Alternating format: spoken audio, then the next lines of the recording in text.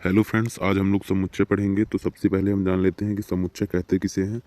तो समुच्चय किसे कहते हैं? वस्तुओं के सुपरिभाषित समूह को समुच्चय कहते हैं। मतलब अगर कोई भी वस्तु है और उसके समूह को अगर हम अच्छी तरह से परिभाषित कर सकें तो उसके समूह को समुच्चय कहा जाएगा।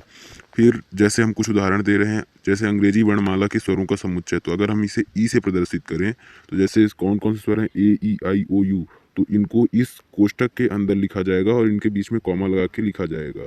तो ये ऐसे लिखेंगे ए ई आई ओ यू। फिर दूसरा नंबर में लेते हैं जैसे कक्षा 10वीं में प्रयुक्त किताबों का समुच्चय।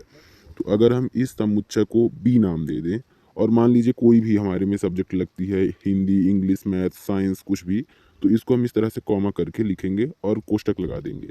फिर जैसे हम लेते हैं भारत के सबसे अच्छे लड़कों का समुच्चय। अब इसको हम बी नाम दे देते हैं। तो चूंकि हम ये अच्छी तरह से परिभाषित नहीं कर सकते कि भारत के सबसे अच्छे लड़के कौन से हैं, इसलिए हम इसे समुच्चय नहीं कहेंगे। तो जैसे यहाँ पर ई समुच्चय है और ये ब्रैकेट के अंदर जो लिखे गए हैं वो ई समुच्चय के अवयव कहलाएंगे। जिन वस्तुओं से मिलकर वो समूह बने उनको उसका अवयव या सदस्य बोलते हैं। ठीक है, तो ये ई के अवयव कहलाएंगे और इसको हम इस चिन्ह से प्रदर्शित करते हैं। इसे बिलोंग्स टू या सम्मिलित है बोलते हैं। जैसे हम देखिए समूह में ए उपस्थित है ई समुच्चय में, इसलिए हम इसको लिखेंगे A belongs to E, E belongs to E, I belongs to E, O belongs to E और यू बिलोंग्स टू ई। इस तरह से ये इसमें उपस्थित हैं, ये इसके अवयव हैं, इसलिए इसको इस चिन्ह द्वारा प्रदर्शित करेंगे। इसको हिंदी में सम्मिलित है बोलते हैं। इसी तरह से आप इस समूह के अवयवों को भी इसी चिन्ह द्वारा प्रदर्शित कर सकते हैं। ठीक है, ये चिन्ह हमेशा ध्यान रखिएगा। ये बिलोंग्स टू कहलाता है इंग्लिश में और हिंदी में इसे सम्मिलित है बोलते हैं। जो इस समुच्चय में उपस्थित हो उसी के साथ ही इस चिन्ह को लगाएंगे। फिर जैसे एक समुच्चय लेते हैं, यू बराबर 1 2 3 4 8 10।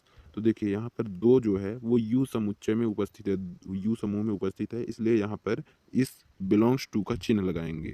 ठीक है, जैसा कि आप देख सकते हैं यहाँ दो उपस्थित है। फिर आगे देखिए 4 भी है इसमें, तो 4 बिलोंग्स टू यू लिख सकते हैं। लेकिन अगर यहीं पर हम 9 बिलोंग्स टू यू लिखें तो देखिए उस समूह में 9 उपस्थित नहीं है, इसलिए 9 does not belongs to you ऐसे लिखेंगे और इसको बिलोंग्स टू को क्रॉस कर देंगे। चलिए आगे देखते हैं। किसी समुच्चय के सदस्यों या अवयवों किसी समुच्चय के सदस्यों या अवयवों को दो बार नहीं लिखा जाता है। मतलब अगर कोई अवयव या सदस्य रिपीट हो रहा है किसी समूह में तो हम उसको दो बार नहीं लिखेंगे, केवल एक ही बार लिखेंगे। ठीक है ना। जैसे हम यहाँ पर कोई समूह ले लेते हैं, समुच्चय ले लेते हैं, जैसे बुक लिखा हुआ है, ठीक है, बी डबल ओ के। तो इसके अक्षरों का जो है समुच्चय, बुक के अक्षरों का समुच्चय, अब हमको ये लिखना है तो इसका हम पी नाम दे देते, कोई भी नाम दे सकते हैं आप। तो हम इसको अगर पी नाम दे दें तो एक बार बी लिखेंगे, एक बार ओ लिखेंगे। अब चूंकि एक बार हम ओ लिख चुके हैं इसलिए ओ को दोबारा नहीं लिखेंगे और उसके बाद के, मतलब यहाँ दो बार ओ था तो केवल एक ही बार लिखेंगे। ठीक है, अब जैसे एक और देख लीजिए, कोई भी समुच्चय ले लेते हैं, 2 4 6 5 2 7 2 4, कोई भी आप ले सकते हैं। तो इसको अगर हम समुच्चय के रूप में लिखें सही प्रकार से तो इसको हम लिखेंगे 2 4 6 5 7। चूंकि यहाँ दो कई बार आया है तो दो को एक बार हम लिख चुके हैं और चार भी दो बार आया है, फिर भी एक बार चार को लिख दिए, अतः इसको रिपीट नहीं करेंगे, केवल एक ही बार लिखेंगे चाहे वो जितनी बार आए। ठीक है ना। और जो शब्द एक बार है उनको तो एक ही बार लिखना है। अब आगे देखिए, समुच्चय को दो प्रकार से लिखा जा सकता है। समुच्चय को दो प्रकार से लिखा जा सकता है या लिखा जाता है। पहला है रोस्टर, ये वाला सच है, यहाँ पर रोस्टर रूप या सारणी रूप, दोनों में से आप कुछ भी बोल सकते हैं, रोस्टर रूप या सारणी रूप। और दूसरा है समुच्चय निर्माण रूप, समुच्चय निर्माण रूप। ठीक है, अब देखिए रोस्टर रूप के कुछ उदाहरण देख लीजिए तो आपको समझ में आ जाएगा। इसमें रोस्टर रूप में क्या होता है, किन्हीं भी अवयवों को ब्रैकेट के अंदर कॉमा लगा के लिखा जाता है। ठीक है, जैसे ए हम कोई समुच्चय ले रहे हैं तो इसके अवयवों को लिखेंगे A comma B comma C comma D comma E comma F और फिर ब्रैकेट बंद कर देंगे। ठीक है, इस तरह से लिखा जाता है। निर्माण रूप में जो होता है तो किसी एक ही गुण के सदस्यों को लिखा जाता है। जैसे ए बराबर एक्स और एक्स जो है एक्स बिलोंग्स टू अंग्रेजी वर्णमाला का एक स्वर है, ऐसा कुछ हम बोल सकते हैं। बिलोंग्स टू का मतलब हुआ कि यह इससे इसमें सम्मिलित है, ये इस प्रकार का शब्द है। ठीक है ना, उसके गुण को बताया जाता है।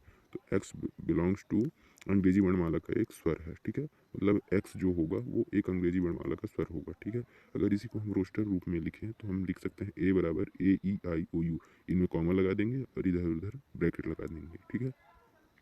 मतलब जो निर्माण रूप में होता है उसके गुण को लिखा जाता है और रोस्टर रूप में एक तरफ से उसके अवयवों को लिख दिया जाता है, ठीक है। अब कुछ क्वेश्चंस ले रहे हैं, जैसे निम्न में से कौन कौन समुच्चय हैं। तो देखिए पहला नंबर, जैसे हम कोई क्वेश्चन ले लेते हैं, हमारी कक्षा के 10 हमारी कक्षा के 10 बालकों का समूह, हमारी कक्षा के 10 बालकों का समूह, ठीक है। तो ये एक समुच्चय होगा क्योंकि ये हम कह सकते हैं, ये परिभाषित है, ठीक है ना। जैसे एक दूसरा ले रहे हैं, प्रेमचंद द्वारा लिखित उपन्यासों का समूह, प्रेमचंद द्वारा लिखित उपन्यासों का समूह। तो इसको भी हम अच्छी तरह से परिभाषित कर सकते हैं, लिख सकते हैं, इसलिए ये भी एक समुच्चय होगा। और अगला ले रहे हैं, भारत के सबसे खतरनाक जानवरों का समूह, ठीक है। तो इसको हम अच्छी तरह से परिभाषित नहीं कर सकते कि कौन कौन से जानवर भारत में सबसे ज़्यादा खतरनाक हैं, इसलिए यह समुच्चय नहीं कहलाएगा। चलिए आगे देखते हैं। तो दूसरा नंबर है, यदि ए बराबर 2, 4, 6, 8, 10, 12, 14 और 16 है तो रिक्त स्थानों में इस चिन्ह को भरना है, मतलब बिलोंग्स टू वाले चिन्ह को भरना है। बिलोंग्स टू और डज नॉट बिलोंग्स टू चिन्ह को भरना है, जो मैंने इसका यूज पहले बताया था। तो देखिए 5 डैश डैश ए है और 6 डैश डैश ए, फिर 10 डैश डैश ए है और चौथे नंबर में है 19 डैश डैश ए। देखिए इनमें से जो अवयव ए समूह में उपस्थित हैं उनमें बिलोंग्स टू का चिन्ह भरना है और जो नहीं है तो उसमें डज नॉट बिलोंग्स टू का, ठीक है। तो जैसे आप यहाँ देख सकते हैं 5 इस समूह में उपस्थित है, नहीं उपस्थित है इसलिए डज नॉट बिलोंग्स टू लगाएंगे। 6 इसमें उपस्थित है इसलिए बिलोंग्स टू लगाएंगे। 10 भी उपस्थित है इसलिए बिलोंग्स टू का चिन्ह लगाएंगे। और 19 आप देख सकते हैं कि इस समूह में उपस्थित नहीं है इसलिए इसमें डज नॉट बिलोंग्स टू का लगाएंगे। एक बार आप फिर से मिला लीजिए, जो जो इनमें उपस्थित हैं उनमें से बिलोंग्स टू का लगाएंगे और जो नहीं उपस्थित हैं उनमें डज नॉट बिलोंग्स टू का लगाएंगे। चलिए आगे देखते हैं। तो निम्न को निम्न को रोस्टर रूप में लिखिए। तो पहला नंबर है, एक्स 8 से छोटी सम प्राकृत संख्या है, ठीक है। एक्स 8 से छोटी सम प्राकृत संख्या है, इसको रोस्टर रूप में लिखना है, मतलब कॉमा लगा लगा के लिखना है। तो मान लीजिए ये समूह जो है वो उसे हम एम नाम दे देते हैं। तो 8 से छोटी कौन कौन सी प्राकृत सम संख्याएं हैं, 2, 4 और 6। छोटी 6 तक ही है, फिर 8 के बराबर हो जाएगा, ठीक है ना। तो 2, 4, 6 तक लिखेंगे। फिर आगे है दूसरे नंबर में, कोई समूह ए है तो ए बराबर एक्स और एक्स बिलोंग्स टू प्राकृत विषम संख्या, ठीक है। तो अब इसको हमें रोस्टर रूप में लिखना है। तो प्राकृत विषम संख्याएं कौन कौन सी हैं, 1, 3, 5, 7, 9 डैश डैश डैश अनंत तक, ठीक है ना। कि केवल इतनी संख्याएं नहीं, और भी आगे बहुत सारी हैं जिनको यहाँ पर नहीं लिखा जा सकता है। चलिए अगला देखते हैं। निम्नलिखित को निर्माण रूप में लिखना है 2, 4, 8, 16, 32 को। तो मान लीजिए वो समूह पी है, तो X belongs to two power N और N belongs to N. N एक प्राकृत संख्या है, वह एन जो है वो छोटा या बराबर है 5 के, ठीक है। मतलब 2 की पावर एन, 2 की घात कोई भी संख्या एन है और एन का मान 5 से कम या उसके बराबर है।